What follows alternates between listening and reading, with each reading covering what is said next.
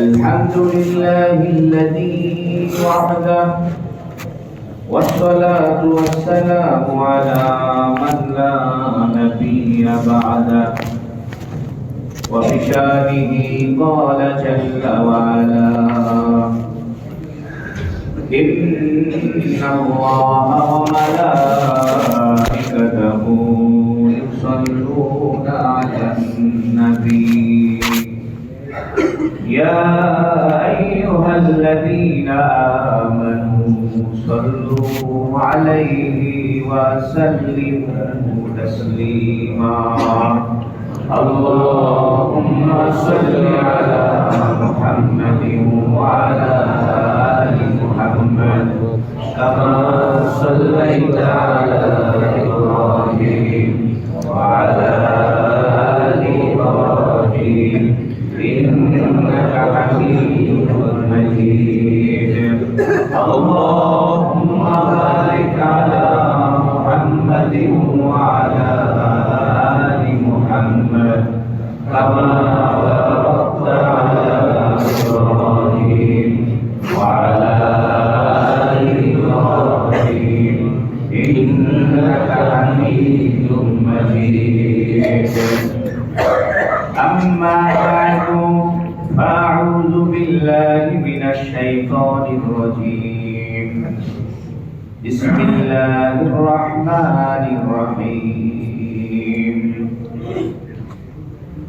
وقاتلوا في سبيل الله الذين يقاتلونكم ولا تعتدوا إن الله لا يحب المعتدين واقتلوهم حيث ثقفتموهم وأخرجوهم منه حيث أخرجوكم والفتنة أشد من القتل ولا تقاتلوهم عند المسجد الحرام حتى يقاتلوكم فيه فإن قاتلوكم فاقتلوهم كذلك جزاء الكافرين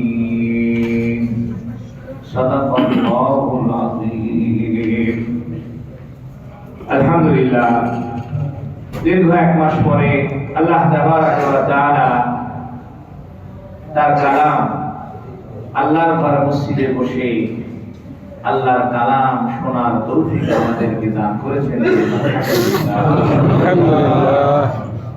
আজকে সূরাতুল বাকারা 119 নম্বর আয়াত থেকে আলোচনা হবে। আজকের আয়াতের প্রেক্ষাপট বোঝার জন্য আমাদেরকে একটা ঘটনা জানতে হবে। সেটি হলো রাসূলুল্লাহ সাল্লাল্লাহু আলাইহি ওয়াসাল্লাম 13 বছর মক্কায় কাফেরদের দ্বারা নির্যাতিত হয়েছেন এবং কাফেরদের অত্যাচারে তাদের অসহযোগিতা তাদের জুলুম নির্যাতনে নবী আলাইহিস সালাতু ওয়াস সালাম আল্লাহর নির্দেশে মক্কা থেকে মদিনায় হিজরত করলেন। যখন নবী আলাইহিস সালাম মদিনায় চলে গেলেন এরপরেও কাফেররা মুসলমানদের বিরুদ্ধে চক্রান্ত বন্ধ করেনি। তারা বদরের যুদ্ধে অংশ নিয়েছেন এবং উহুদের যুদ্ধ হয়েছে এবং খন্দকের যুদ্ধ হয়েছে। তিনটি বড় বড় যুদ্ধ নবী আলাইহিস সালাতু ওয়াস সালাম মক্কা থেকে মদিনা শরীফে যাওয়ার পরে সংঘটিত হয়। নবী আলাইহিস সালাতু ওয়াস সালাম একদিন স্বপ্নে দেখলেন যে তিনি বাইতুল্লাহ তাওয়াফ করতেছেন। সুবহানাল্লাহ। নবীদের স্বপ্ন এটা বাস্তব হয়, এটা ওহী, এটা আদর্শীয় পালনীয় হয়। এই জন্য নবী আলাইহিস সালাতু ওয়াস সালাম এই স্বপ্ন দেখার পরে সকালবেলা সাহাবায়ে কেরামকে বললেন যে আমি স্বপ্নে দেখেছি বাইতুল্লাহ জিয়ারত করছি, তাওয়াফ করছি, তাওয়াফ ওমরা করব। এজন্য তোমরা যারা আমার সঙ্গে ওমরায় যাইতে চাও চলো যাই। একে একে খবর সব জায়গায় পৌঁছে যাওয়ার পরে 1400 সাহাবী নবীর সঙ্গে যুক্ত হয়েছে। কারণ দীর্ঘদিন তারা নিজের দেশে যাইতে পারে না, আবার বাইতুল্লাহ সফর থেকে তারা বঞ্চিত। এজন্য কতজন সাহাবী নবীর সঙ্গে যুক্ত হলেন? এটা 6ষ্ঠ হিজরির ঘটনা, অর্থাৎ হিজরতের 6 বছর পরে, এবং মাসটা হলো জিলকাদা মাস, জিলহজ মাসের আগের মাস, হজের মাসের আগের মাস। নবী আলাইহিস সালাতু ওয়াস সালাম শুধু উমরা করার জন্য বাইতুল্লাহ তওয়াফ করবেন, এই জন্য তিনি মদিনা থেকে রওনা হয়ে আসলেন। আস্তে আস্তে হুদায়বিয়া নামক একটা জায়গা আছে, নবী আলাইহিস সালাম সেখানে যাত্রা বিরতি করলেন। আপনারা যারা উমরা করতে যান, হজ করতে যান, অনেক সময় এই হুদায়বিয়াতে আপনারা উমরার জন্য গিয়ে থাকেন। জেদ্দার পুরাতন রাস্তা, বর্তমানে জেদ্দার যে রোড হয়েছে এই রোডে না, জেদ্দা থেকে পুরাতন রাস্তা যেটা মক্কায় এসেছে ওই রাস্তার মাঝামাঝি একটা জায়গা আছে, হুদায়বিয়া নাম জায়গা। তো নবী আলাইহিস সালাম সেখানে 1400 সাহাবী নিয়ে অবস্থান করলেন। তো নবী আলাইহিস সালামের সব সময় সিআইডি থাকতো, দূত থাকতো, অর্থাৎ গোপন গুপ্তচর থাকতো। নবী যেখানে যাইতেন আশেপাশে সাহাবায়ে কেরাম খোঁজ খবর রাখতো যে কাফেরদের কোনো ঝামেলা নেই। তো হুদায়বিয়া যাওয়ার পরে নবী আলাইহিস সালাতু ওয়াস সালামের কাছে খবর আসলো যে মক্কার কাফেররা নবীকে মক্কায় প্রবেশ করতে দিবে না। অর্থাৎ মক্কার লোকেরাও খবর পেয়েছে, এটা মক্কা থেকে অল্প দূরে, 30-25 কিলোমিটার হবে, খুব কাছে। ট্যাক্সি নিয়ে, বাসে নিয়ে আসতেন, ট্যাক্সি নিয়ে আসতেন 15-20 মিনিটের মতো লাগে, 25 মিনিট লাগে। তো এখানে সাহাবায়ে কেরাম সব বসে থাকলেন, কাফেররা খবর দিচ্ছে যে মুহাম্মদকে আমরা মক্কায় ঢুকতে দিব না। তখন নবী আলাইহিস সালাতু ওয়াস সালাম হযরত ওসমান রাদিয়াল্লাহু তাআলা আনহুকে মক্কায় প্রেরণ করলেন। কারণ ওসমানের সাথে মক্কাবাসীদের একটা যোগাযোগ ছিল। যোগাযোগ বলতে হযরত ওসমান দানশীল ছিলেন, ধনী মানুষ ছিলেন, সম্ভ্রান্ত মানুষ ছিলেন, এবং ওসমানের বংশ মক্কায় খুব প্রভাবশালী ছিল এবং ভদ্র ছিলেন। তো নবী আলাইহিস সালাম হযরত ওসমানকে মক্কায় পাঠালেন যে তুমি গিয়ে বলো মক্কার লোকদেরকে যে আমরা শুধু উমরা করতে চাই, কোনো যুদ্ধ করার ইচ্ছা নাই, কোনো ঝয় ঝামেলা নাই, আমরা থাকবো না, আমরা শুধু উমরা করে আবার চলে যাব। তো হযরত ওসমানকে যখন পাঠালেন, তো ওসমান রাদিয়াল্লাহু তাআলা আনহু আসতে দেরি হচ্ছিল। এর মধ্যে কে বা কাহারা একটা ভুল সংবাদ নবীকে দিল যে এরা ওসমানকে হত্যা করে দিয়েছে। নবী আলাইহিস সালাম এই খবর পাওয়ার পরে ওই হুদায়বিয়া নামক জায়গায় একটা গাছ আছে, এই গাছটা বাবেল গাছ বলে। ওইখানে আলহামদুলিল্লাহ আমি গিয়েছি, ওইখান থেকে আমি কয়েকবার উমরা করেছি, এবারও ইচ্ছা আছে, ইনশাআল্লাহ আল্লাহ কবুল করুন। আমিন। হুদায়বিয়ার ওই গাছের নিচে নবী আলাইহিস সালাতু ওয়াস সালাম 1400 সাহাবীকে নিয়ে একটা বায়াত করলেন, একটা চুক্তি করলেন। নবী আলাইহিস সালাম নিজে তার ডান হাত এভাবে রাখলেন, রেখে বললেন এটা আমার হাত, এটা ওসমানের হাত। এই কথা বললেন ওসমানের হাত আমার হাতের উপরে বায়াত, আমরা ওসমানের হত্যার বদলা নিলাম। তো মোটামুটি এই যে চুক্তি হলো এটাকে বায়াতে রিদওয়ান বলে, রিদওয়ান সন্তুষ্টির বায়াত। এখন এক পর্যায়ে কাফেররা তারাও মোটামুটি একটা যুদ্ধের প্রস্তুতি নিল, কিন্তু এই সময়টা ছিল জিলকাদ মাস, কারণ ইসলামে 4টা মাসে যুদ্ধ নিষিদ্ধ, একটা জিলকাদা, একটা জিলহজ, একটা মুহররম, একটা রজব। এই 4 মাসকে বলে আশহুরে হুরুম, সম্মানিত মাস। ইব্রাহিম আলাইহিস সালাতু ওয়াস সালামের যুগ থেকে এই 4 মাসে কেউ যুদ্ধ করতো না আরবরা, এটাকে সম্মানিত মাস বলা হয়। এটা কোরআন শরীফেও আল্লাহ এই 4টা মাসকে সম্মানিত করেছেন। এক পর্যায়ে কাফেররা আসলো, তো দেখা গেল যে হযরত ওসমানকে তারা হত্যা করে নাই, ওসমান জীবিত অবস্থায় ফিরে আসছে। সুবহানাল্লাহ। তখন নবী আলাইহিস সালাম ভুল ভেঙে গেল। নবী আলাইহিস সালাম যুদ্ধের ইচ্ছা বাদ দিলেন, যে না, যেহেতু ওসমান ফিরে এসেছে। এরপরে মক্কার কাফেরদের ভিতর থেকে এক ব্যক্তির নাম সুহাইল বিন আমের। এই সুহাইল বিন আমের যখন আসছিল, নবী রাসূল তাকে দেখেই বললেন, ইনশাআল্লাহ কাফেরদের সঙ্গে আমাদের একটা সন্ধি হবে, একটা নরম আচরণ হবে, একটা শান্তি হবে। সুবহানাল্লাহ। এটার কারণ অনেক মুহাদ্দিসিন কেরাম লিখেছেন। আমি কি বিস্তারিত বলি, আপনাদের কষ্ট হবে না? না, মানে ঘটনাটা যদি বিস্তারিত জানেন তাহলে এই আয়াতটা বুঝতে সুবিধা হবে। এবং সূরা ফাতাহ, ইন্না ফাতাহনা লাকা ফাতহাম মুবিনা, ওই সূরাটা বুঝতে সুবিধা হবে। এবং কোরআন শরীফের অনেক জায়গায় এই ঘটনাটা বর্ণিত আছে, এটা বুঝতে সুবিধা হবে। তো ওই ব্যক্তির নাম ছিল সুহাইল। সুহাইল শব্দের অর্থ হলো নরম হওয়া, সাহাল। সাহাল মানে নরম, এখান থেকে সুহাইল। সুহাইল শব্দের অর্থ হলো যে শান্তিপ্রিয়, নরম, ঠান্ডা, সহজ। তো উনার নাম যেহেতু সুহাইল, এই জন্য নবী আলাইহিস সালাম উনার নামের উপরে ভিত্তি করে বলে দিলেন যে মুআমালা, পরিস্থিতি সহজ হবে। সুবহানাল্লাহ। নবী আলাইহিস সালামের একটা স্বভাব ছিল, যার নাম যে শব্দে হতো উনি উনাকে ওই নামের অর্থ দিয়ে দোয়া করতেন। সুবহানাল্লাহ। যেমন এর নাম সুহাইল, নবী বলতেন সাহালাল্লাহু আলাইহি, আল্লাহ তোমার উপরে কাজটা সহজ করুন। একজনের নাম মারজুক, নবী বলতেন ইয়ারজুকুল্লাহু আলাইহি, আল্লাহ তোমার উপর রিজিক দিন। অর্থাৎ নবীর একটা স্বভাব ছিল, যে ব্যক্তির নামের অর্থ যেরকম ওই অর্থের উপর ভিত্তি করে নবী তাকে দোয়া করতেন। যেমন আরব দেশের মানুষ, আলহামদুলিল্লাহ আমি অনেকবার হজে উমরায় গিয়েছি, অনেক আরবের মানুষ আমাকে জিজ্ঞেস করে তোমার নাম কি? আমি বললাম ফজলুল করিম, ফাদ্দালাল্লাহু আলাইহি, আল্লাহ তোমাকে মর্যাদাবান করুন। কারণ ফজলুল করিম শব্দের অর্থ হলো দয়াময় আল্লাহর অনুগ্রহ, ফজল।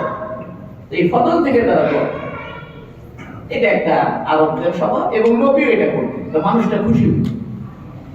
যাই হোক, ওই সুহাইল বিন আমের এসে বলল যে শোনেন, আমরা সিদ্ধান্ত নিয়েছি আপনাকে এইবার আমরা ওমরা করতে দিব না। তো সাহাবায়ে কেরামের মন টন খুব খারাপ। কাফেররা বলল যাই বলেন তাই বলেন, এইবার আপনাকে আমরা ওমরা করতে দিব না, আপনি আগামী বছর আসবেন, এবছর আসতে পারবেন।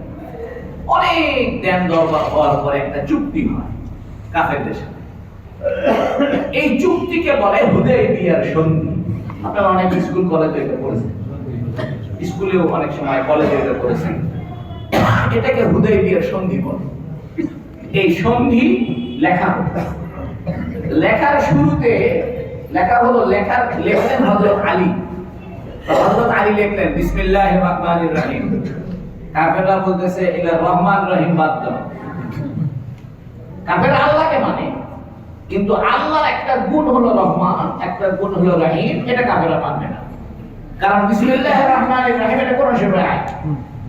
তো কাফেররা জানে যে এটা মুহাম্মাদের কোরআনের অংশ, এজন্য বলতেছে আমরা বিসমিল্লাহির রাহমানির রহিম মানি না। কি লেখো? লেখো বিসমিকা আল্লাহুম্মা, হে আল্লাহ তোমার নামে, এটা লেখো। দ্বিতীয় আরেকটা আপত্তি জানাইলো, চুক্তির শুরুতে লেখা হচ্ছিল হাযা মিন মুহাম্মাদুর রাসূলুল্লাহ ইলা কুফারি কুরাইশ। আজকের চুক্তি মুহাম্মদ আল্লাহর রাসূলের পক্ষ থেকে কুরাইশ কাফেরদের সাথে। কাফেররা বলল আমরা এটা মানি না, মুহাম্মদকে আমরা আল্লাহর রাসূল মানি না, অর্থাৎ মুহাম্মাদুর রাসূলুল্লাহ বাদ দিয়ে লেখো মুহাম্মদ ইবনে আব্দুল্লাহ। আপনার আব্দুল্লাহ ছেড়ে মুহাম্মাদের পক্ষ থেকে চুক্তি। তখন সাহাবায়ে কেরাম খুব মনক্ষুণ্ণ এবং রাগান্বিত। এক পর্যায়ে নবী আলাইহিস সালাম হযরত আলীকে বলেন, আলী ফামহু, মিশায়া দাও। মুহাম্মাদুর রাসূলুল্লাহ এটা মিশায় দিয়ে মুহাম্মদ ইবনে আব্দুল্লাহ এটা, এবং বিসমিল্লাহির রহমানির রহিম এটা বাদ দিয়ে বিসমিকা আল্লাহুম্মা এটা। হযরত আলী বলতেছেন, ইয়া রাসূলুল্লাহ, আমার পক্ষে সম্ভব না, আপনার নাম রাসূলুল্লাহ, এটা আমি হাত দিয়ে কেটে দিতে পারবো না। সাহাবায়ে কেরামের ঈমান এবং নবীর প্রতি তাদের মহব্বত কত! নবী এক পর্যায়ে বললেন, আমার কাছে দেন। নবী কলম দিয়া ওই রাসূলুল্লাহটা কেটে দিয়ে উনি নিজে লিখে দিলেন মুহাম্মদ ইবনে আব্দুল্লাহ। প্রশ্ন হতে পারে, মুহাম্মদ সাল্লাল্লাহু আলাইহি ওয়াসাল্লাম তো লিখতে পারে না, উনি তো উম্মি মানুষ। তো মুহাদ্দিসিনে কেরাম বলছেন যে দুই একটা শব্দ লিখতে পারে, যেমন আল্লাহ শব্দটা লিখতে পারে, মুহাম্মদ শব্দটা লিখতে পারে। এজন্য দুই একটা শব্দ নবী লিখতে পারা এটা নবীর উম্মি হওয়ার বিরোধী নয়। ঘটঘট করে লিখতে পারতেন না, তো নবী নিজেই এটা লিখায়। এখান থেকে মুহাদ্দিসিনে কেরাম মাসলা বের করেছে। মুহাদ্দিসিনে কেরাম বলছেন যে কাফেররা যদি মুহাম্মাদুর রাসূলুল্লাহ চুক্তি লিখিত এইটার বাক্যকে না মানে, এটা নিয়ে জবরদস্তি করার দরকার নাই, কারণ মুহাম্মাদুর রাসূলুল্লাহ স্বীকৃতি কলমের চাইতে অন্তরে রাখার দাম বেশি। কারণ আমাদের সবার অন্তরে রাসূলুল্লাহ আছে, তো রাসূলুল্লাহ বাদ দিয়ে মুহাম্মদ বিন আব্দুল্লাহ লিখতে কোনো সমস্যা নাই। এখান থেকে একটা মাসলা বের হয়েছে যে কাফেরদের সঙ্গে যদি কোনো চুক্তি হয়, যে চুক্তিতে এরকম কোন শব্দের বাক্যের তারতম্য করতে হয়, তাহলে এটা জায়েজ, অসুবিধা নেই। দ্বিতীয় কথা, এই চুক্তির ভিতরে কয়েকটা শর্ত ছিল। 1 নম্বর শর্ত ছিল আপনারা এই বছর ওমরা করতে পারবেন। 2 নম্বর হলো সামনে বছর ওমরা করবেন। 3 নম্বর হলো 3 দিন থাকবে। 4 নম্বর হলো যুদ্ধের কোনো অস্ত্রপাতি নিয়ে আসতে পারবেন না। 5 নম্বর হলো যে কোন মানুষ যদি মুসলমান হয়ে আপনাদের কাছে মদিনায় চলে যায়, এটাকে ফেরত দিতে হবে। আর মক্কার কোন আর মদিনার কোন মানুষ যদি কাফের হয়ে আবার মক্কায় ফিরে আসে, আমরা কিন্তু ফেরত দিব না। এই মোটামুটি কয়েকটা চুক্তি। এই চুক্তিটা মুসলমানদের বিরোধী, স্বার্থ বিরোধী। কারণ একজন মুসলমান সে ঈমান গ্রহণ করে মক্কা থেকে যদি মদিনায় যায়, তাহলে কি করতে হবে? তাকে বিদায় দিবেন। আর কোন মদিনার কোন মানুষ যদি আবার বেঈমান হয়ে, যদি নাউজুবিল্লাহ বেঈমান হয়ে যদি আবার মক্কায় আসতে চায়, তাহলে কি করতে হবে? সাহাবায়ে কেরাম এটা মানতেছে না, আমরা মানব না। হযরত ওমর বললেন, ইয়া রাসূলুল্লাহ, আপনি কি সত্যিকার রাসূল না? আল্লাহ কি সঠিক নয়? কোরআন কি সঠিক নয়? এগুলো আমরা মানব না। এদিকে সবাই ইহরামের কাপড় গায়ে দেওয়া, এবং তৎকালীন নিয়ম অনুযায়ী সবাই কুরবানির পশু সাথে করে আনছে। এখন ইহরামের কাপড় গায়ে দেওয়ার পরে আপনি যদি কাবা ঘর তওয়াফ না করেন, তাহলে তো বিপদ, দম দিতে হবে, গুনাহ হবে। এখন যেহেতু এই বছর ওমরা করতে দিবে না, নবী আলাইহিস সালাম সাহাবীকে বললেন যে তোমরা তোমাদের কুরবানির পশু এখানে জবাই করে দাও, কইরা কাপড় খুলে দাও, ইহরামের কাপড় খুলে দাও। কেউ মানতেছে না। তখন হাফসা রাদিয়াল্লাহু আনহা এবং নবীজির অন্যান্য স্ত্রীগণ নবীকে বলে, ইয়া রাসূলুল্লাহ, আপনি এটা বললে পরে কেউ মানতেছে না, কারণ কারো অন্তরে এটা সহ্য হচ্ছে না এরকম একটা অপদস্থ চুক্তি। বরং আপনি এক কাজ করেন, আপনি আগে কুরবানি করে নিজের মাথা মুন্ডন করে ইহরাম খোলেন, আপনি যখন ইহরাম খুলে ফেলবেন, আপনার দেখা দেখি সবাই খুলে। তো নবী আলাইহিস সালাম এই কাজটা করলেন। এখান থেকে একটা মাসলা বের হয়েছে। মনে রাখবেন, ইসলামের সকল ঘটনা, সকল বিষয় থেকে ইসলামের নীতিমালা তৈরি হয়। সেটা হলো, কোন ব্যক্তি যদি ওমরা করতে গিয়ে রাস্তায় অসুস্থ হয়ে পড়ে, বা হজ করতে গিয়ে অসুস্থ হয়ে পড়ে, সে যদি মক্কায় পৌঁছতে না পারে, তাহলে সে যেখানে বাধাপ্রাপ্ত হবে, অথবা ডাকাত ধরেছে, অথবা যুদ্ধ বেঁধে গেছে, অথবা যে কোনো কারণে সে মক্কায় যাইতে পারতেছে না, তাহলে তার জন্য এটা জায়েজ হবে। সে ইহরাম খুলতে পারবে, মাথা মুন্ডন করতে হবে, তবে একটা কুরবানির পশু কি করতে হবে? দম দিতে হবে। এর থেকে মাসলা বের হয়েছে, কেউ যদি তায়েফে গেছে, কিন্তু তায়েফ থেকে আসার সময় ইহরাম না করেই বাবু সাহেব পায়জামা পাঞ্জাবি পরে আসছে, তাহলে তাকে দম দিতে হবে। অর্থাৎ এহরাম সহকারে যদি কেউ কাবা ঘরে বসতে বাধাগ্রস্ত হয়, তাহলে তার বিকল্প রাস্তা হলো কুরবানি একটা দম দিবে, অর্থাৎ একটা পশু কুরবানি করে এহরাম খুলতে পারবে। এই যে সোহেল বিন আমের, যে নাকি কাফেরদের পক্ষ থেকে চুক্তিবদ্ধ হয়ে আসছে, তার একটা ছেলে ছিল, তার নাম ছিল আবু জান্দাল। কি নাম ছিল? এই আবু জান্দাল আবার মুসলমান হয়েছে, কিন্তু এর বাপ একে শিকল দিয়ে বেঁধে রাখছে বাড়িতে। বাপ হইল কাফেরদের লিডার আর বেটা হইল মুসলমান। আবু জান্দাল শিকল পরা অবস্থায়, তার বাপে যেটাকে শিকল দিয়ে বেঁধে রাখছিল, সে বাপ যেহেতু হুদাইবে চলে আসছে, উনি এই ফাঁকে শিকল সহকারে দৌড়াইতে দৌড়াইতে হুদাইবে আসছে। আশা বলতেছে, ইয়া রাসূলুল্লাহ, আমাকে আপনাদের সাথে নিয়ে চলেন। নবী বলতেছেন, কাফেরদের সঙ্গে চুক্তি হয়েছে, কোন মুসলমান যদি মক্কা থেকে মদিনায় যাইতে চায়, তাহলে তাকে আমরা ফিরাই দিতে বাধ্য। চুক্তির একটু আগে আসছেন, মানে চুক্তির লেখা শেষ হইতে হইতে আবু জান্দাল চলে আসছে। নবী আলাইহিস সালাম তাকে সাথে নেন নাই, তাকে ফিরাই দিয়েছেন। এর দ্বারা বোঝা যায় মুসলমানরা কখনো কোনো মুহূর্তেই কোন চুক্তির বিরোধিতা করতে পারে না, সেটা যতই নিজেদের বিরুদ্ধে যায়। এই আবু জান্দালের ঘটনা বুখারী শরীফে আছে, কোরআন শরীফে আরেক সূরায় আছে, সূরা ফাতিহাতে আছে। আবু জান্দাল কান্না শুরু করছে। নবী বলছে, আবু জান্দাল, তুমি সবর করো, ধৈর্য ধরো। আল্লাহর কি কাম, কিছুদিনের মধ্যে মক্কার কিছু যারা মুসলমান হয়েছিল গোপনে গোপনে, এরা দল বাইন্ধে, এরা আবার ইথিওপিয়া, আবিসিনিয়া, বর্তমানে ইথিওপিয়া, আগেকার আবিসিনিয়া, এরা আবার দল বাইন্ধে ওই হাবেশার ইথিওপিয়া, আবিসিনিয়াতে হিজরত করে চলে, তাদের সাথে আবু জান্দাল চলে। এরা ওই ইথিওপিয়াতে থাকতো। ঠিক ৮ম হিজরিতে যখন ফতে মক্কা হয়, মক্কা বিজয় যখন হয়েছে, তখন ওরা ওই আবিসিনিয়া থেকে মদিনাতে আসছে। এরা আগে মদিনাতে আসতে চাইছিল। নবী বলছেন, আসুন, আমাদের কাফেরদের সঙ্গে চুক্তি আছে, কোন কাফের যদি মদিনায় আসে তাহলে আমরা ফিরে দিতে পারব। নবী আলাইহিস সালাম চুক্তির বিরোধিতা করেন, কারণ নবীর একটা বৈশিষ্ট্য হলো নবীরা কখনো ওয়াদা ভঙ্গ করে না। তাই নিজের যতই ক্ষতি হোক, এর চাইতে ক্ষতি হয়। এখান থেকে নেতৃত্ব দেওয়ার ক্ষেত্রে মুহাদ্দিসিনরা বলছেন, কেউ যদি নেতৃত্ব দিতে চায় বৃহত্তম স্বার্থে, মাঝে মাঝে নিজেদের পরাজয় মেনে নিতে হয়। এই জন্য নবী আলাইহিস সালাম এই পরাজয় মেনে নিয়েছেন। তবে এই চুক্তির ভিতরে একটা চুক্তি ছিল যে এই চুক্তিতে কেউ যদি মুসলমান হয় হইতে পারে, কেউ কাফের হয় হইতে পারে। আমরা নতুন করে কেউ মুসলমান হলে আমরা তাকে বাধা দিব না। এবং এই চুক্তি কয় বছর থাকবে? 10 বছর।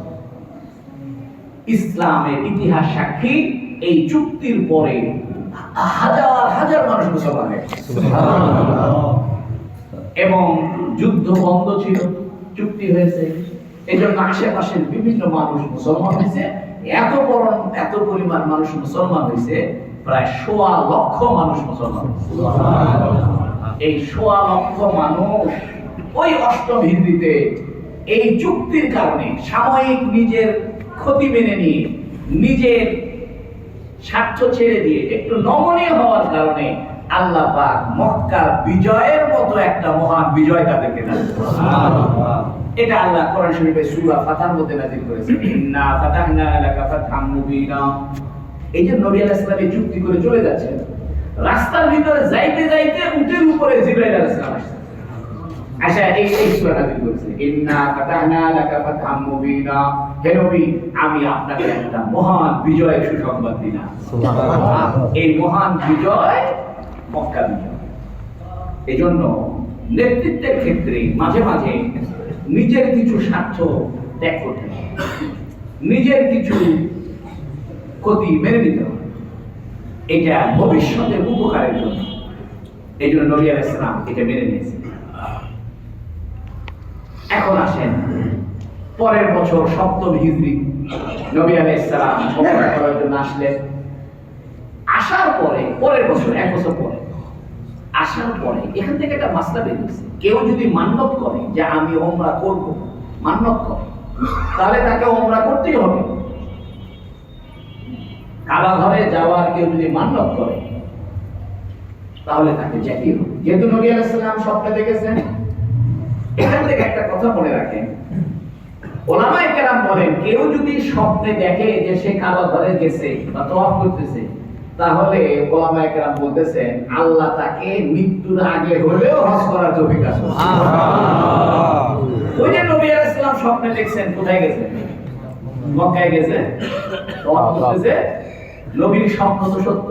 আর কেউ যদি স্বপ্নে দেখে উনি কাবা ঘরে গেছে, তওয়াফ করতে গেছে, তাহলে এই স্বপ্ন নবীর স্বপ্নের সঙ্গে মিল হওয়ার কারণে আল্লাহ তাকেও জীবনে মৃত্যুর আগে একবার না একবার হজ উমরা করার তৌফিক দিবেন। তো নবী আলাইহিস সালাম পরের বছর আসলেন। আসার পরে কিছু কিছু খবর আসলো যে না জানি কাফেরদের তো কোনো মতিগতি ঠিক নেই, কখন আবার যুদ্ধ বাজায় দেয়। তখন নবী আলাইহিস সালামকে সাহাবায়ে জিজ্ঞেস করলেন, ইয়া রাসূলুল্লাহ, যদি এরা যুদ্ধ শুরু করে দেয়, যদিও এটা জিলকদ মাস অর্থাৎ আশুরে হুরুম সম্মানিত মাস, এই মাসে আমরা যুদ্ধ কেউ করে না, এই মাসের সম্মান যদি ওরা বজায় না রাখে, না রেখে যদি ওরা আক্রমণ করে, তাহলে আমরা কি করব? তখন এই আয়াতটা নাযিল হয়েছে আজকের আলোচনায়, যে আয়াতের তাফসীর আপনারা শুনবেন। মাঝখানে একটা কথা বলি, এই যে পরের বছর 7ম হিজরিতে নবী উমরা করতে আসলেন, তো কাফেররা সব মক্কার আশেপাশে যে পাহাড় আছে, জাবাল আবি কুবাইস, বর্তমানে ওই যে জিয়াদ রোডের পাশে যে পাহাড়, যে পাহাড়ের উপর বিল্ডিং আছে, মানুষের বলে এগুলো সব রাজা বাদশাদের বাড়ি, বলে না? এই পাহাড়ের উপরে সব কাফেররা বসে আছে আর দেখতেছে, দেখি মুহাম্মাদের পথ কেমন হয়। এবং কাফেররা বলতেছে মুহাম্মদ মদিনায় যায় না খাইয়া জ্বরে শুকায় গেছে, এটা তো শক্তি আছে, এটা তো তখন নবী আলাইহিস সালাম বললেন যে তোমরা কাবা ঘর তওয়াফ করার সময় একটু মার্চ করে তওয়াফ করবে। এরকম সেনাবাহিনী যেভাবে দৌড়ায়, এভাবে দৌড়ে তওয়াফ করবে। এটাকে রমল বলে। কি বলে? রমল। এই জন্য যারা হজ করতে যায়, উমরা করতে যায়, তাদের জন্য কাবা ঘরের প্রথম 3 চক্কর এভাবে আর্মিদের মতো, মুজাহিদের মতো, সেনাবাহিনীর মতো দৌড়ে দৌড়ে তওয়াফ করা সুন্নাত। এবং যখন সে উমরার তওয়াফ করবে, তখন ইহরামের কাপড়টা বগলের নিচে দিবে। কারণ একটা ইহরামের কাপড় যদি চাদর হিসেবে গায়ে দেন, তাহলে বুঝতে এটা স্বাভাবিক। কিন্তু যদি ডান হাতের নিচে যদি আপনি ইহরামের কাপড়টা দেন, তাহলে বুঝবে লোকটা কাজে নামছে। অনেক সময় আমরা চাদর এই ডান হাতের নিচ দিয়ে, নজরুল, কবি নজরুল যেভাবে চাদর গায়ে দিত না, এইরকম করে চাদরকে বলে এই যে দেবা। কি বলে? এই জন্য যারা হজ করেছেন বা উমরা করেছেন বা হজ উমরা করার নিয়ত আছে, আল্লাহ আপনাদের সবাইকে হজ উমরা করার তৌফিক দান করুন। এই যে আমরা উমরা করতে গিয়ে প্রথম 3 চক্কর যেভাবে আরবিদের মতো দৌড়ে দৌড়ে পড়া হয়, এটা ওই সময় থেকে শুরু হয়েছে, 7ম হিজরি থেকে। নবী আলাইহিস সালাম বললেন যে সাহাবাইরা তোমরা একটু জোরে সোরে তওয়াফ করবে, সেনাবাহিনীর মতো, যাতে বোঝা যায় শক্তি আছে। তো কাফেররা বলছে বাবা শক্তি আছে রে। এজন্য শক্তি প্রদর্শন করা একটা সুন্নাত। এজন্য বর্তমানে দেখবেন সেনাবাহিনীরা মহড়া দেয়। কি দেয়? বিমান বাহিনীর মহড়া, নৌ বাহিনীর মহড়া, মহড়া দেয় না? এই মহড়া দেওয়া সুন্নাত। কারণ নবী আলাইহিস সালাম উমরা করার সময় কিসের মহড়া দিয়েছেন? শক্তির মহড়া দিয়েছেন। ওইখান থেকে মুহাদ্দিসিনে কেরাম বলতেছেন সেনাবাহিনীদের বিমানের মহড়া দেয়, যুদ্ধের মহড়া দেয়, গোলা বারুদ নিক্ষেপের মহড়া দেয়। এটা কি আছে? ঠিক আছে। শুধু ঠিক নাই, এটা হবে না সুন্নাত কাম। কাফেরদেরকে দেখুক শক্তি আছে। এজন্য অনেক পরাশক্তি মাঝে মাঝে দেখবেন তারা তাদের যুদ্ধ অস্ত্রের মহড়া দেয়, কারণ অন্য মানুষ যেন বুঝে যে বাবা এদের সেই মান আছে। ঠিক না?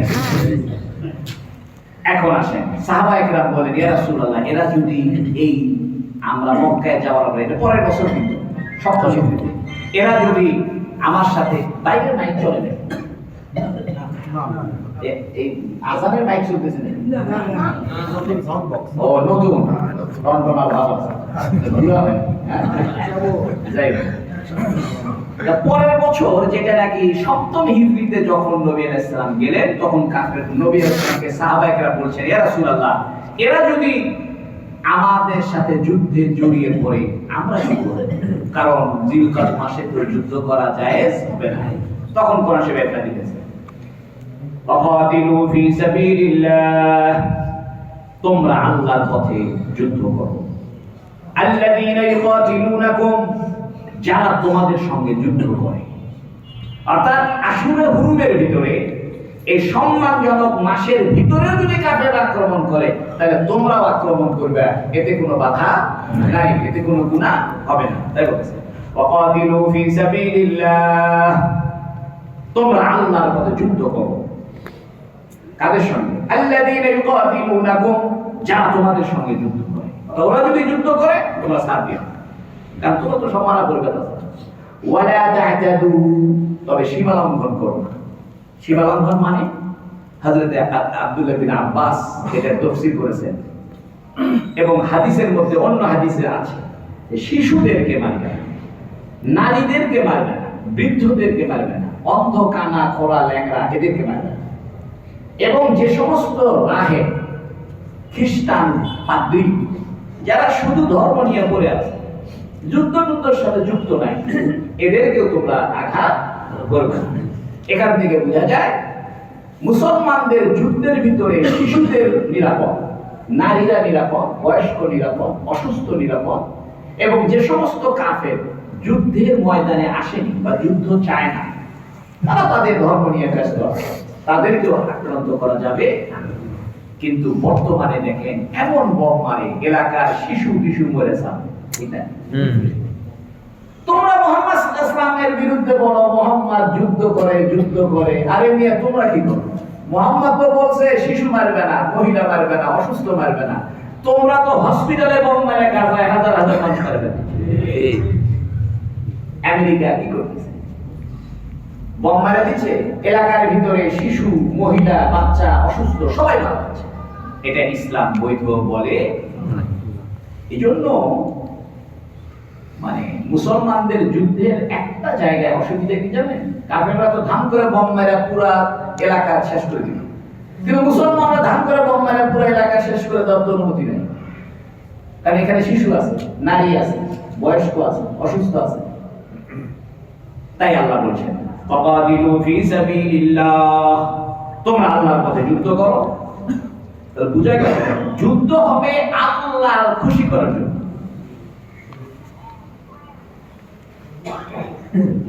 কোন সম্পদ কামানোর জন্য, অথবা কোন রাষ্ট্র দখল করার জন্য, অথবা কোন জাতীয়তাবাদ প্রতিষ্ঠা করার জন্য ইসলামে যুদ্ধ যায়। ইসলামে যুদ্ধ হবে শুধু আল্লাহর জমিনে আল্লাহর বিধান কায়েমের জন্য। আল্লাহর বিধান কায়েম ব্যতীত অন্য কোন ক্ষেত্রে ইসলাম যুদ্ধকে পারমিট করে না। তাই বলেছে, ওয়াকাদিলু ফি সাবিলিল্লাহ, তোমরা আল্লাহর পথে যুদ্ধ করো। আল্লাযীনা ইউকাদিলুনাকুম, যারা তোমাদের সঙ্গে যুদ্ধ করছে। ওয়ালা তা'তাদু, তবে সীমা লঙ্ঘন করবে না। ইন্নাল্লাহা লা ইউহিব্বুল মু'তাদিন, অবশ্যই আল্লাহ পাক সীমা লঙ্ঘনকারীদেরকে পছন্দ করে না। যদিও একটা যুদ্ধের ক্ষেত্রে না জিনিসে, কিন্তু সকল ক্ষেত্রে সীমা লঙ্ঘন ঠিক নয়। সীমা লঙ্ঘন অনেক ভাবে হতে পারে। একটা মানুষ অসুস্থ, তাও সে জোর করে রোজা রাখে, ডাক্তার বলছে রোজা রাখেন না, হুজুরও বলছে রোজা রাখেন, তারপরও রোজা রেখে সে অসুস্থ বাড়ায় ফেলতেছে, এটাও সীমা লঙ্ঘন। একটা মানুষ যে পরিমাণ টাকা সে ধার নিলে পরে পরিশোধ করতে পারবে, তার চাইতে বেশি ধার নিচ্ছে, এটাও সীমা লঙ্ঘন। অর্থাৎ লেনদেনের ক্ষেত্রে, স্বাস্থ্যের ক্ষেত্রে, শাসনের ক্ষেত্রে সীমা লঙ্ঘন করো। একটা ছাত্রকে 2টা মারলেই হয়, তুমি 10টা মারলে, এটা সীমা লঙ্ঘন। একটা ছাত্র দুষ্টামি করছে, তো হুজুরে 2টা থাপ্পড় মারলেই হয়, একটা মারলেই হয়, বা খালি শাসন করলেই হয়, তুমি না করে একদম পিটিয়েছে একের পর এক, এটা সীমা লঙ্ঘন। অর্থাৎ শুধু যুদ্ধের ক্ষেত্রে না, সব ক্ষেত্রে সীমা লঙ্ঘন করা। ওয়াকতুলুহুম হাইসু সাকিফতুমুহুম, তোমরা তাদের সঙ্গে যুদ্ধ করবে। হাইসু সাকিফতুমুহুম, যেখানে পাইবে। এখন দেখেন নাস্তিকরা এই আয়াতটাকে দিয়ে বলতেছে, বিশেষ করে তসলিমা নাস্তিক এবং যারা ইসলামের বিরুদ্ধে, তারা এই আয়াতটাকে নিয়ে এসে বলতেছে দেখেন দেখেন দেখেন কোরআন শরীফে কি আছে, ওয়াকতুলুহুম হাইসু সাকিফতুমুহুম, তাদেরকে হত্যা করো যেখানে পাও। এর মানে যেখানে কাফের পাবে ধরে ধরে মারো। এটা আল্লাহ বলতেছে হেরেম শরীফের এলাকার মধ্যে যদি কেউ কাবা ঘরের সাথেও লেগে থাকে, মনে করেন কাবা ঘরের একদম দরজা ধরে আছে এক কাফের, তারপরেও তাকে মারবে, এটা অর্থ। কিন্তু কোরআন শরীফের ভুল অর্থ কইয়া ইসলামের যুদ্ধকে পচায়া দেওয়া যায় না, এবং ইসলাম সম্পর্কে একটা নেগেটিভ ধারণা হচ্ছে যে দেখেন কোরআন শরীফ আছে ওয়াকতুলুহুম হাইসু সাকিফতুমুহুম, তোমরা কাফেরদেরকে যেখানে মাগে পাইবা সেখানে মারবে। এর মানে কি মানে আশেপাশে হিন্দু আছে ধরবার মারবো না। কিন্তু নাস্তিকরা এই আয়াতের অর্থ এটা বলে বলে কোরআন শরীফের বিরুদ্ধে তারা প্রোপাগান্ডা করে। আয়াতের অর্থ হলো ওয়াকতুলুহুম হাইসু সাকিফতুমুহুম, তোমরা তাদেরকে হত্যা করতে পারবে যেখানে পাবে। যেখানে মানে কাবা ঘরের মধ্যেও যদি কোনো কাফের ঢুকে থাকে তাও মারতে পারবে, কারণ ওরাই তো মারামারি শুরু করছে। কথাটা বুঝতে পারছেন? ওয়া আখরিজুহুম মিন হাইতু আখরাজুকুম, এবং তাদেরকে তোমরা বের করে দাও মিন হাইতু আখরাজুকুম, তোমাদেরকে তারা যেখান থেকে বের করছে। অর্থাৎ তোমাদের বাড়ি ঘর তো মক্কা, এই কাফেররা তো তোমাদেরকে এই মক্কার বাড়ি ঘর থেকে বাইর করে দিয়েছে, তোমরা মদিনায় চলে গেছিলে। এখন তোমরা আসছো, আয়েশা এদের সাথে যুদ্ধ করে এদেরকেও মক্কা থেকে বাইর করে দিয়েছে। ওয়াল ফিতনাতু আশাদ্দু মিনাল কাতল, এবং ফিতনা করা এটা মানুষকে হত্যা করার চাইতেও জঘন্য অপরাধ। ফিতনা, ফিতনা একটা আরবি শব্দ, এটার অনেক অর্থ, তবে এখানে যে অর্থে ব্যবহার হয়েছে সেটা হলো শিরক বা জুলুম। অর্থাৎ এই যে মক্কার লোকেরা শিরক করতেছে আল্লাহর ঘরের কাছে বসে, যে ঘর বানাইছে ইব্রাহিম আলাইহিস সালাম, যে ঘর প্রতিষ্ঠা হয়েছে তাওহীদের উপরে, একত্ববাদকে দুনিয়াতে কায়েম রাখার জন্য, সেই ঘরের কাছে বসে থেকে শিরক করবে, এটা ফিতনা। এবং এই ফিতনা হত্যার চাইতে খারাপ। অতএব মক্কার ঘরে যদি কাফেরদের সঙ্গে যুদ্ধ হয়ে ওদেরকে হত্যা করো, এটা কম অপরাধ, বড় অপরাধ হলো শিরক করা। কারণ এই মক্কার ঘরের প্রথম আবাদ করছে কি? ইব্রাহিম আলাইহিস সালাম যে জমিনে আবাদ করছে, একমাত্র মহিলা খাদিজা, হাজেরা আলাইহিস সালাম, তার ছেলে ইসমাইল, এরা দুইজনই তো এখানে ছিল। এদের জন্যই তো জমজমের কুয়া আল্লাহ দিয়েছে। জি, এরা তো তাওহীদবাদী। এই জায়গার আসল মালিক হলো ইব্রাহিম, ঠিক কি না? এই জায়গার মালিক, আসল মালিক কে? এবং এই জায়গাতে ইব্রাহিম আল্লাহর জন্য ঘর বানাইছে। তোমরা এসে দখল করে এখানে পূজা করবে, মূর্তি পূজা করবে, তা হবে না। অতএব এই জায়গা যে জন্য আল্লাহ প্রতিষ্ঠা করছে, যে জন্য আল্লাহ ইব্রাহিমের জন্য এই জায়গাকে আবাদ করছে, যে জন্য আল্লাহ এই জায়গা আল্লাহর ঘর বানাইছে, এখানে কোনো মুশরিক থাকতে পারবে না।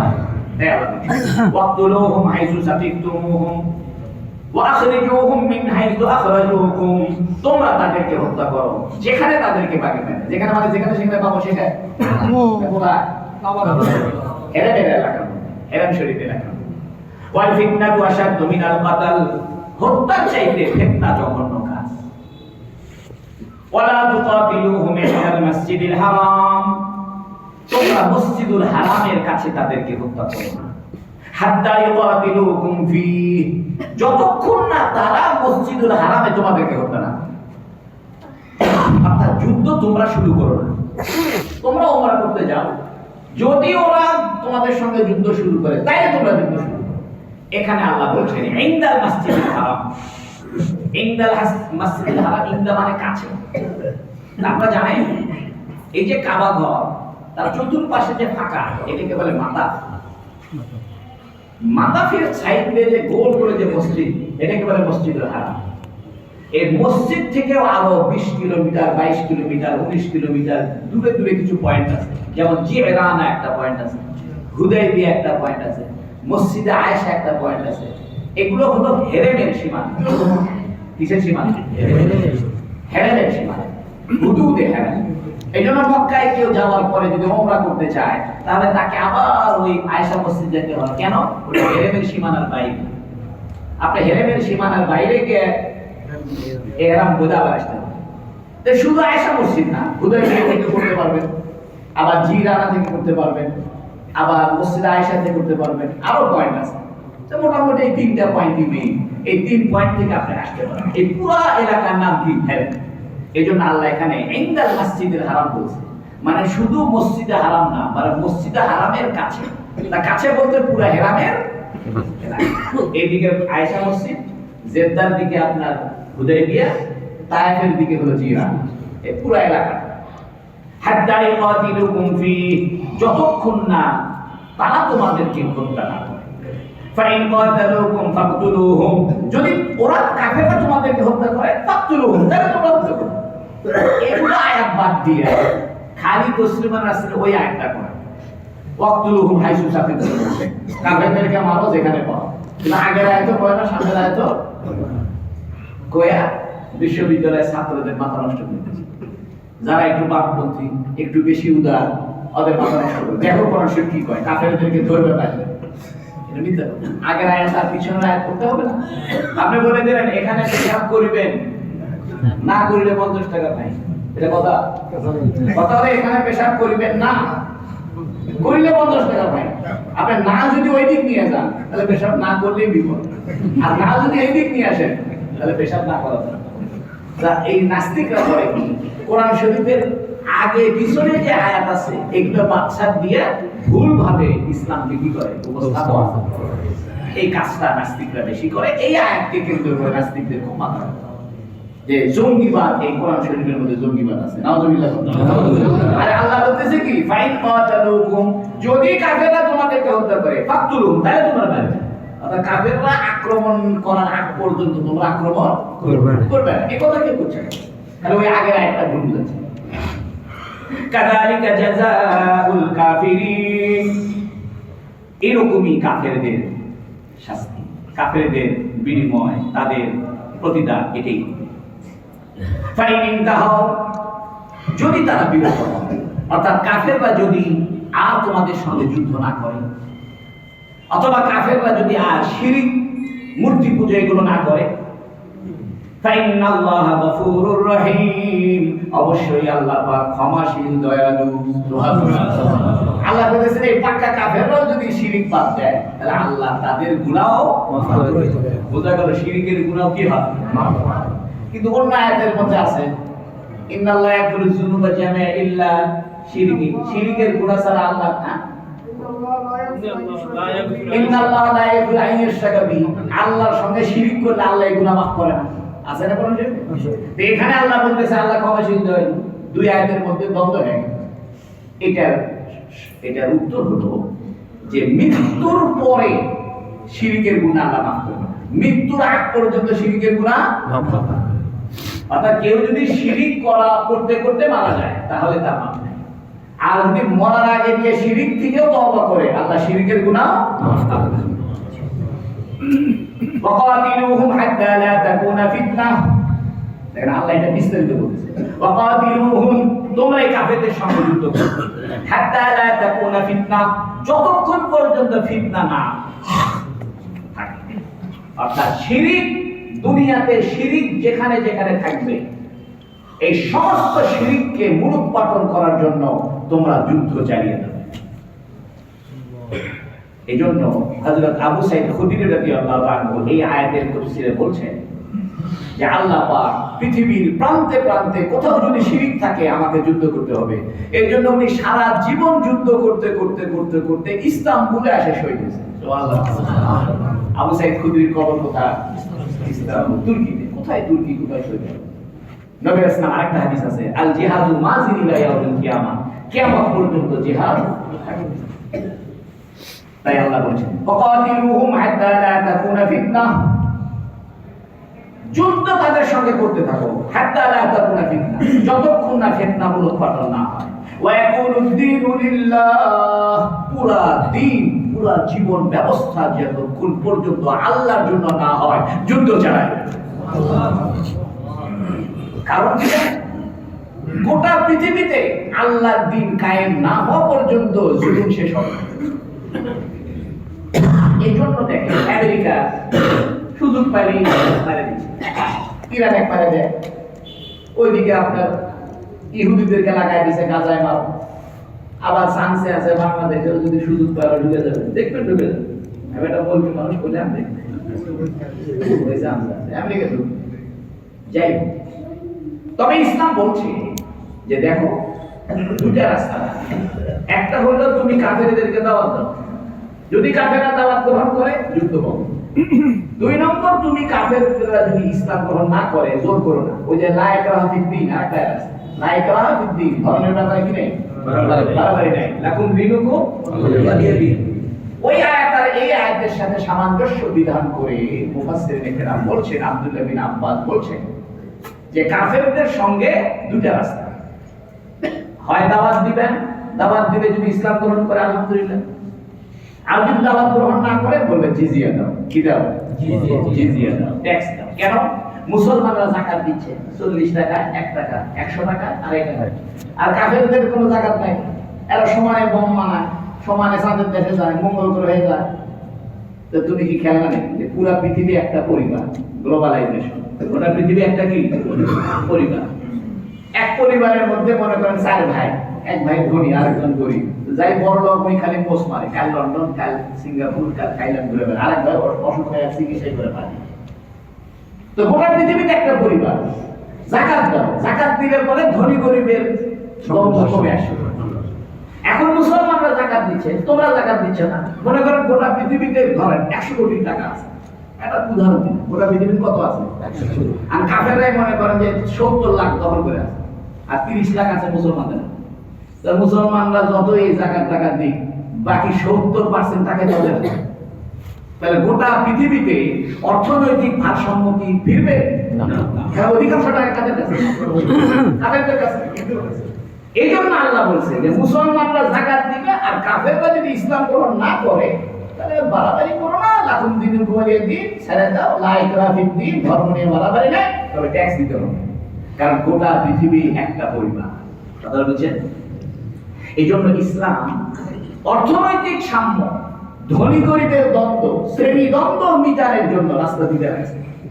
একটা মুসলমানদের জন্য রাখছে যাকাত, আর কাফেরদের জন্য জিজিয়া। এখন কাফেররা যদি জিজিয়াও না দেয়, তো গোটা পৃথিবীর ধনী গরিবের বৈষম্য কি দূর হবে? কারণ 70% টাকা, 80% টাকা কাফেররা নিয়ে বসে আছে, মৌজ মারে, আর 20% টাকা মুসলমানদের মধ্যে ঘুটুন ঘুটুন করে কি করবে? এই জন্য ইসলাম বলতেছে হয় যাকাত দাও, নাই কি দিবেন ট্যাক্স দাও। যাকাত দিলে মুসলমান হয়ে যাকাত দিলে, আর যদি কাফের থাকলে তো থাকো ট্যাক্স দিবে। ট্যাক্সও যদি না দাও তাহলে যুদ্ধ, তাহলে কি? এই জন্য ইসলামের জিহাদ থামবে না মেহেদী আলাইহিস সালাম আসার আগ পর্যন্ত। সুবহানাল্লাহ। ইমাম মেহেদী আলাইহিস সালাম আসা গোটা দুনিয়াতে ইসলাম কায়েম করে। সুবহানাল্লাহ। কিভাবে? মুসলমানরা যাকাত দিবে, কাফেররা জিজিয়া দিবে। একদম ঈসা আলাইহিস সালাম আসার পরে সব মুসলমান হয়ে যাবে। সুবহানাল্লাহ। ঈসা আলাইহিস সালাম আসলে কি হয়ে যাবে? সব মুসলমান। এই জন্য ইসলামের জিহাদ কি শুধু আক্রমণাত্মক জিহাদ হবে, না রক্ষণাত্মক আক্রমণ? 2 রকম জিহাদ আছে। 2 রকম জিহাদ, একটা আক্রমণাত্মক আর একটা রক্ষণাত্মক।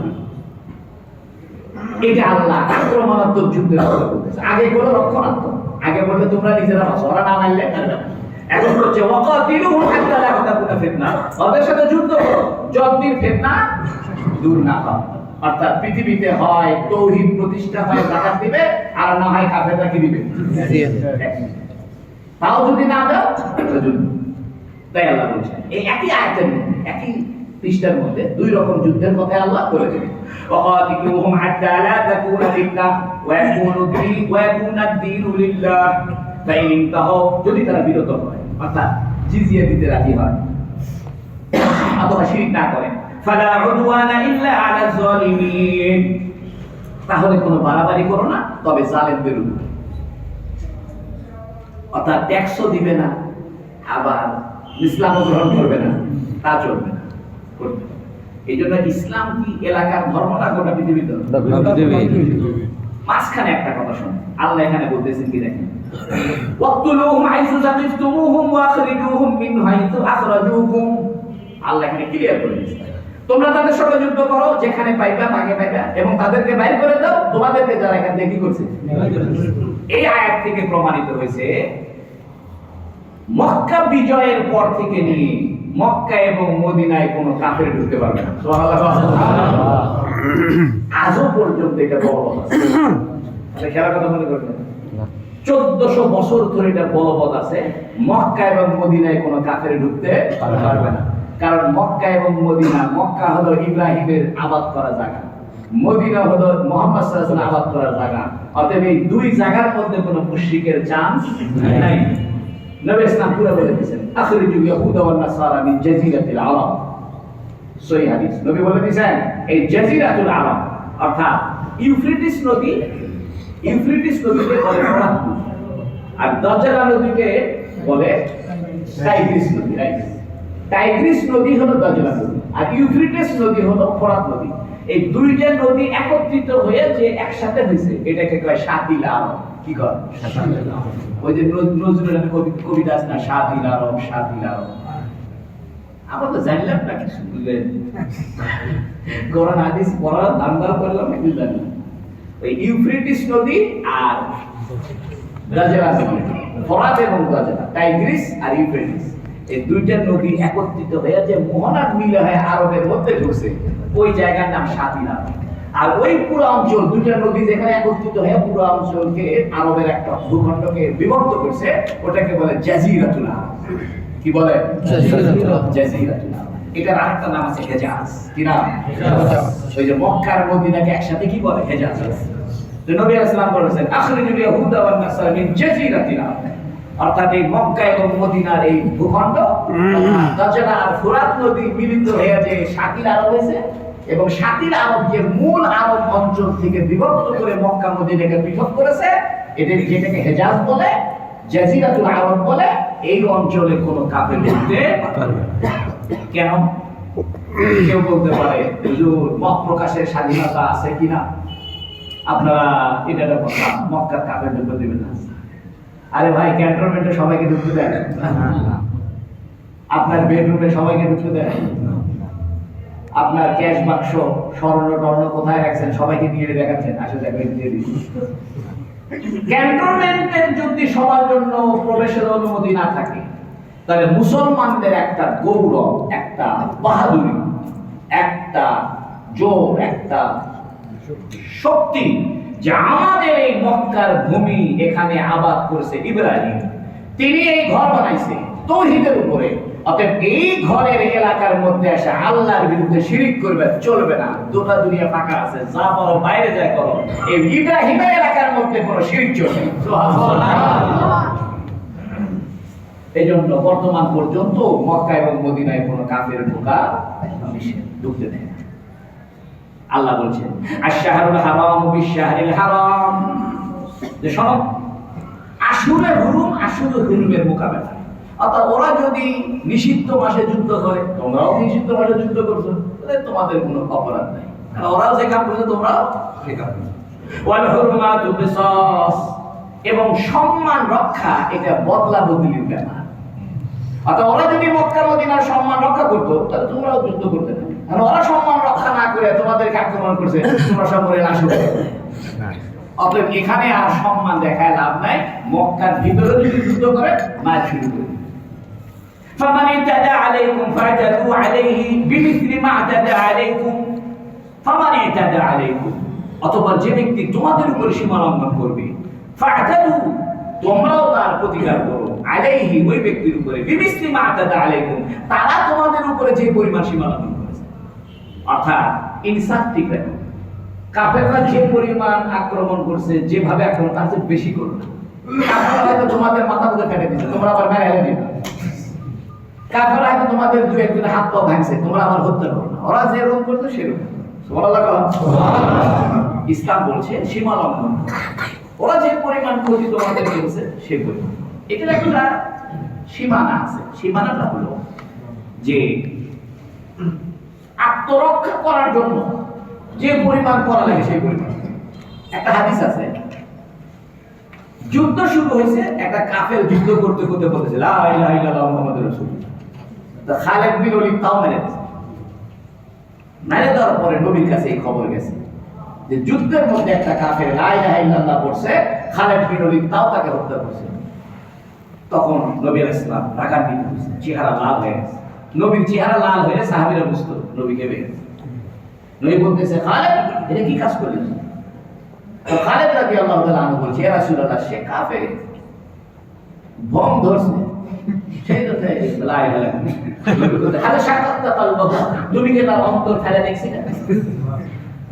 এখান থেকে মাসলা বের হয়েছে যুদ্ধের ময়দানে কোনো যদি কাফের লা ইলাহা ইল্লাল্লাহ পড়ে বা ইসলাম গ্রহণ করে হতে তো পারে। যুদ্ধ চলতে চলতে একটা কাফের ফট করে তার অন্তরে হেদায়েত ঢুকে গেল, সে হয়তো কলেমা বলল, তখন কি হবে? তখন ওলামায়ে কেরাম বলছেন সে যদি অস্ত্র ফেলে দেয় তাহলে বুঝবে যে অরিজিনাল লা ইলাহা ইল্লাল্লাহ বলছে। আর যদি অস্ত্র না ফেলে মারামারি করতেই থাকে তাহলে বুঝবে ভিতর ডিস্টার্ব।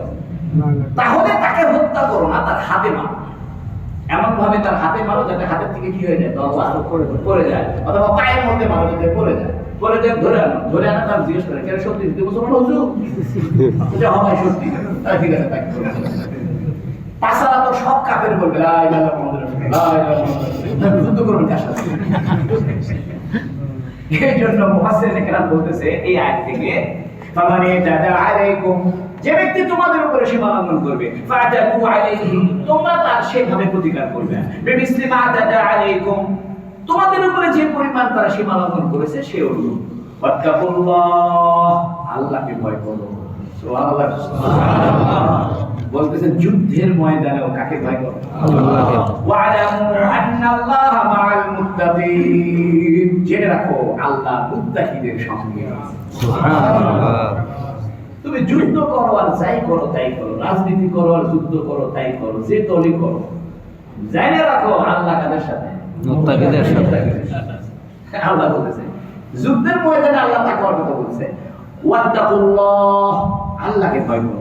ওয়ালামু জেনে রাখো আন্নাল্লাহা মাআল মুত্তাকিন আল্লাহ পাক মুত্তাকিদের সাথে।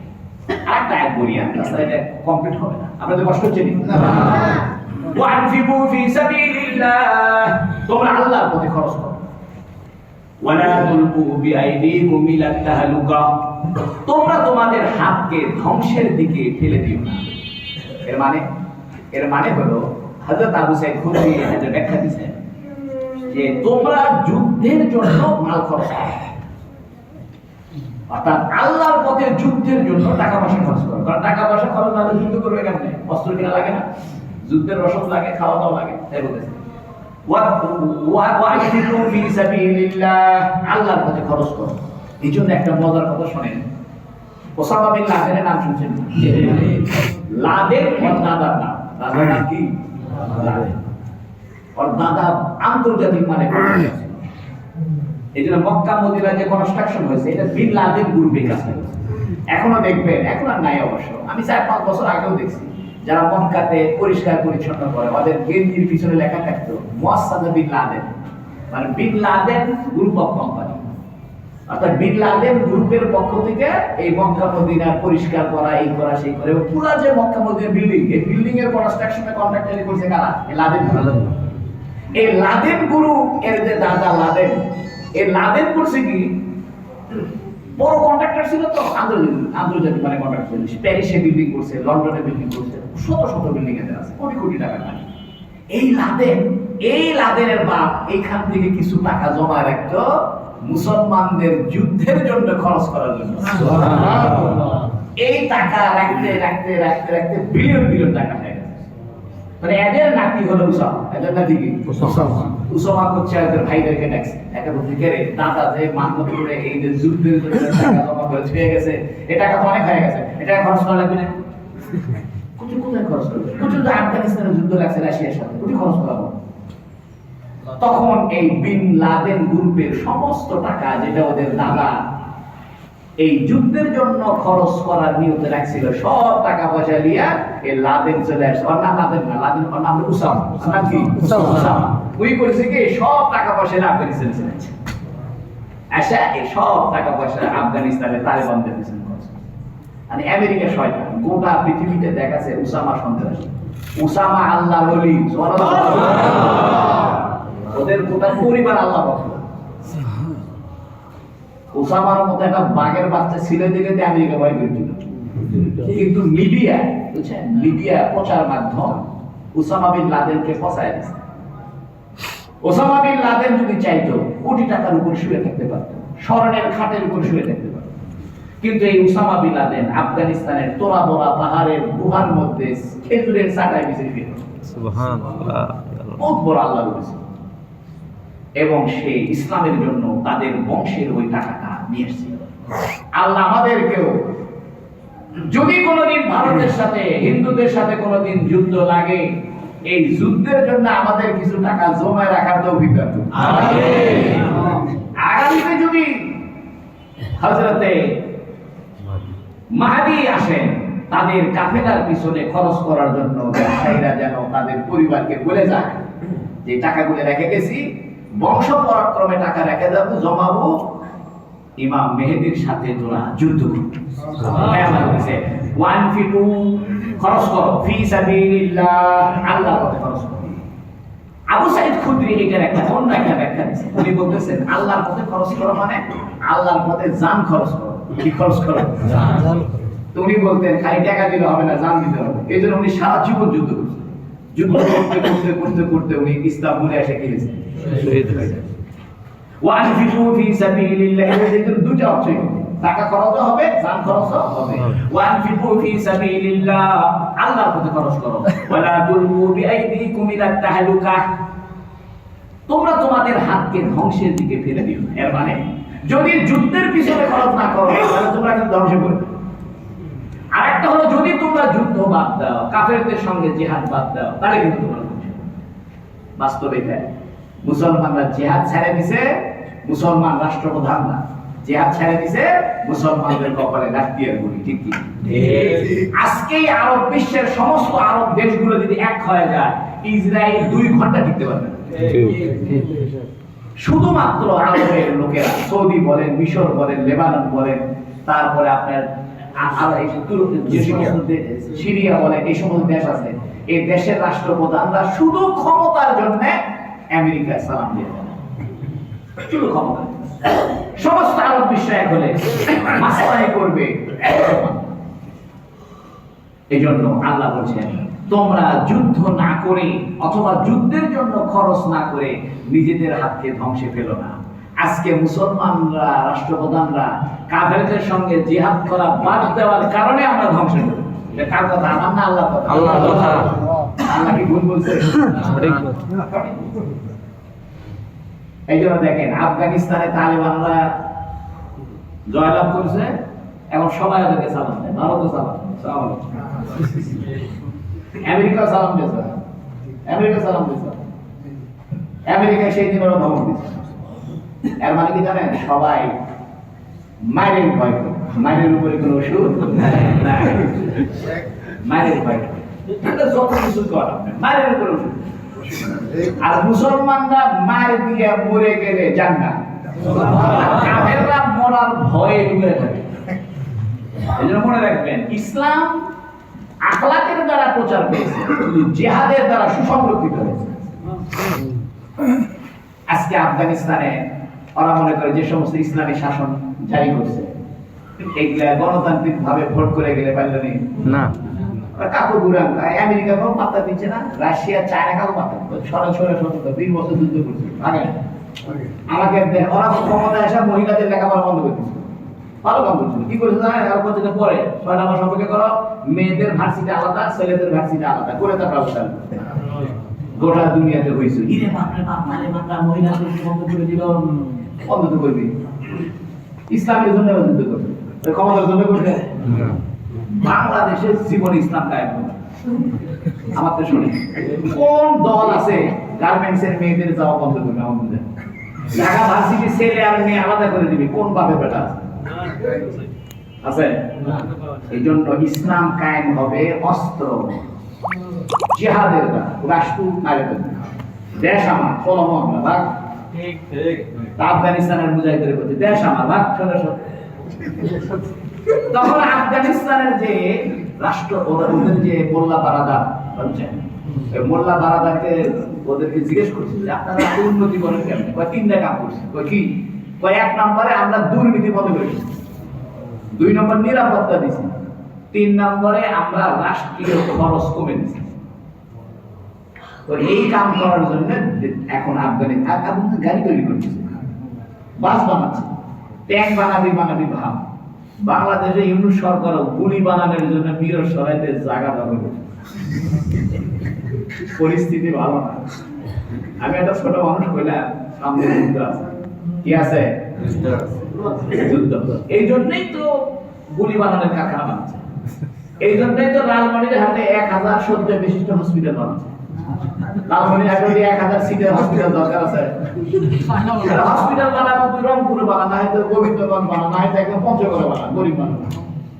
ওই লালমনির হাটের সিটের হসপিটাল বানাচ্ছে, যার মানে যুদ্ধ বাজায় সৈন্য আহত হবে, হসপিটাল চিকিৎসা। ঠিক ঠিক ঠিক। এদের এই দেশের মানুষ তো আন্তর্জাতিক খবর পড়ে না, এরা খালি উপর দিয়ে দেখে কি করলো, দাদিবাড়ি কি করলো, সরকারে কি করলো, এদের উপরে এদের নলেজ। আপনি একটু মাঝে মাঝে আন্তর্জাতিক চুক্তির দিকে তাকাইলে বুঝবেন দেশ কোন দিকে যাচ্ছে। সোজা বাংলা কথা, ইউনুস সরকার মনে করে আছে ভোট করবে, ওই কোনো গুলির কারখানা বানায়, বুঝলেন? উনি আছে ভোট করে দিয়ে চলে দেবে, উনি ওই লালমনির হাটে এয়ারপোর্ট করেছে। এর মানে আন্তর্জাতিক ভাবে যুদ্ধ কাছাকাছি আছে। এই যুদ্ধের প্রস্তুতি নিতে হবে। যদি কোনোদিন ব্রাহ্মণ্যবাদীরা আমাদের সাথে যুদ্ধ লাগে, আমরা জীবন দিয়ে যুদ্ধ করে ইসলাম কায়েম করব ইনশাআল্লাহ। মনে রাখে, আফগানিস্তানে রাশিয়া আক্রমণ করছিল, এবার ইসলাম কায়েম করবে। যাই হোক, আর বললাম না। আল্লাহ বলেন ওয়ানফিকু ফি সাবিলিল্লাহ, তোমরা আল্লাহর পথে কি করো? জিহাদ। এর মানে টাকাও খরচ করো, জীবনও খরচ করো। ওয়ালা তুলকু বিআইদিকুম ইলা তাহলুকা, আল্লাহর পথে দান না করে, জিহাদের পথে দান না করে, জিহাদ না করে নিজেদের হাতকে ক্ষতিগ্রস্ত করো না। ওয়া আহসিনু, দেখেন আল্লাহর কথা দেখেন, ওয়া আহসিনু, সুন্দর ব্যবহার করো। সুবহানাল্লাহ। যুদ্ধের কথা, যুদ্ধ তো সব জোশে মারবো কাটবো, আল্লাহ জয় ঠান্ডা হোক। আহসিনু, সুন্দর আচরণ করো। যুদ্ধ করো কিন্তু আচরণ সুন্দর। যুদ্ধের ভিতরেও তোমাদের সুন্দর আচরণ দেখে যেন কাফেররা মুসলমান হয়। তাই হয়েছে তালেবানদের কাছে রাশিয়ান পাইলটরা ধরা পড়ছে। তালেবানদের কাছে রাশিয়ান পাইলট ধরা পড়ছে। ধরা পড়ার পরে তালেবানদের কাছে বিদেশি সাংবাদিকরা গুপ্তচর বৃদ্ধি করে এসে ধরা পড়ছে। এদের আচরণ দেখে, ভদ্রতা দেখে মুসলমান হয়ে গেল। রাশিয়ান এক পাইলটকে, মহিলা পাইলটকে জিজ্ঞেস করল, তুমি মুসলমান হলে? মুসলমান হব না, এরা আমাকে বন্দি করে নিয়ে গেছে, কিন্তু সবচেয়ে ভালো খাবার আমাকে দিয়েছে, ফল মূল ডিম, আমি যা খাবার তাই এনেছি, আমাকে একটা গাল দেয়নি, এবং আমার দিকে তারা চোখ তুলে তাকায়। তাই বলতাম যে কি ব্যাপার, তোমরা আমার দিকে না দেখে আরেকদিন একটা কথা করছে, আমাদের বাড়িতে বউ আছে, আমরা বউয়ের দিকে ছাড়া অন্য মহিলার দিকে তাকাই। তখন ওই রাশিয়ার ওই মহিলা পাইলট বলতেছে, এটাই তো আসল ধর্ম। যে ধর্মে একজন পুরুষ একটা মহিলার প্রতি কুদৃষ্টিতে তাকায় না, এই ধর্মই তো আসল ধর্ম, ইসলাম ধর্ম। আপনি খবর দেখেন, আছে গাজাতেও তাই। গাজাতেও আপনার ইসরায়েলের বহু মহিলাকে দিয়েছেন মুসলমান। এই যে আল্লাহ বলছে আহসিনু, তোমরা সুন্দর ব্যবহার করো। ইন্নাল্লাহা ইউহিব্বুল মুহসিনিন, আল্লাহ পাক সুন্দর আচরণকারীদেরকে, নেক আমলকারীদেরকে, হুসনের কাজকারীদেরকে ভালোবাসে। ইসলাম যুদ্ধ করতে বলতেছে, সাথে আবার নেক আমল করতে বলতেছে, সুন্দর আচরণ করতে বলতেছে। আল্লাহ রাব্বুল আলামিন আমাদেরকে তৌফিক দান করুন, আমিন আমিন। এরপরে আল্লাহ হজের আলোচনা শুরু করবে। ভালোই হবে, রমজানের জন্য বন্ধ, রমজান পরে ইনশাআল্লাহ হজের আলোচনা, আর এক মাস পরে ইনশাআল্লাহ হজ। আল্লাহুম্মা আমিন। তাহলে হজের আগে দিয়ে হজের আলোচনা শুনতে পারবে ইনশাআল্লাহ, তাই না? যেখানে হজের আলোচনা কেন করতেছে, ওই যে নবী ওমরা করতে আসছিল, ওমরা করতে আসে যুদ্ধের পরিস্থিতির কারণে যুদ্ধের কথাগুলো বলতে। আসল কাম তো মক্কা মদিনা জিয়ারত, এজন্য আল্লাহ আবার ওই মক্কা মদিনার হজের আলোচনা করবে। আল্লাহ বলছেন ওয়াতিমুল হজ্জ ওয়াল উমরাতা লিল্লাহ, তোমরা হজ এবং উমরা আল্লাহর জন্য করো, নাম ফুটানোর জন্য করো না। ভাই উমরা দেখলাম ভাই, ছবি তুলেন, এলে করো না। আল্লাহ আমাদেরকে তৌফিক দান করুন, আমিন। 195 আয়াত পর্যন্ত হলো ইনশাআল্লাহ আল্লাহ আমাদেরকে তৌফিক দান করুক, হায়াত দারাজ করুক, যেন আমরা রমজানের পরে এসে হজের আলোচনা শুনতে পারি। ওয়াখির দাওয়ানা আলহামদুলিল্লাহি রাব্বিল আলামিন। সবাই ইস্তেগফার করুন।